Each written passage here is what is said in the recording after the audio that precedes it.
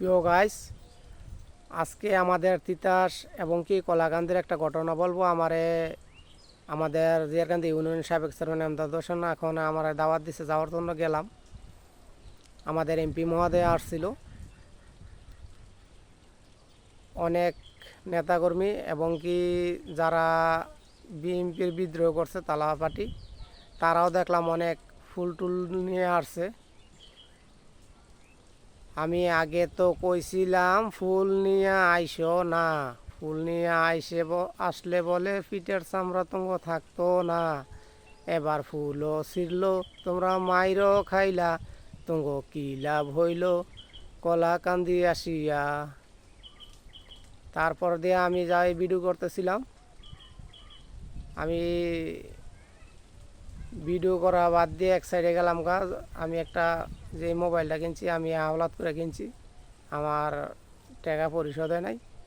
এর জন্য চিন্তা ভাবনা করলাম আমার মোবাইলটা ভেঙে গেলে তো আমি আর ভিডিও করতাম না, যেই বাজে মায়ের ফিট লাগছে। আমি এক সাইডে গেলাম আমাদের গোপালপুরের রুজিনা মেম্বার দেখি মায়ের খেয়ে কাইতে চিতে আইতে আছে। আমি কি আপনার আবার মেম্বার সাহেবের কী হইলো? বলতেছে আমারে মাইরা টাইরা রাখছেন, আমার চুল মুল টাইনা মুড়ে টুড়ে দেখলাম পাওটাও ভাঙ্গা টেঙ্গা লাইছে।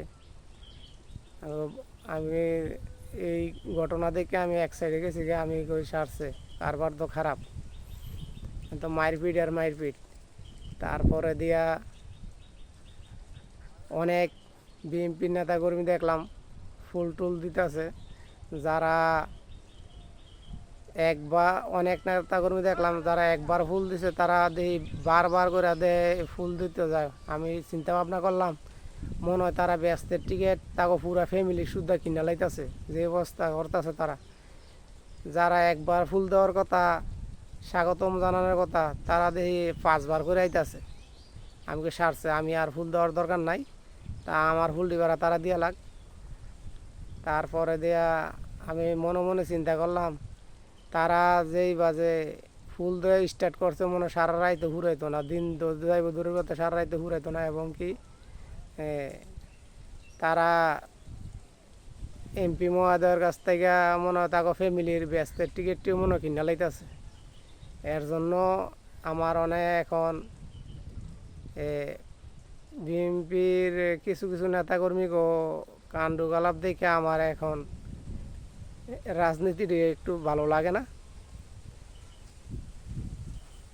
আর আমারে যেদিন সম্মান করব তার সম্মান আমি ঠিকই করব।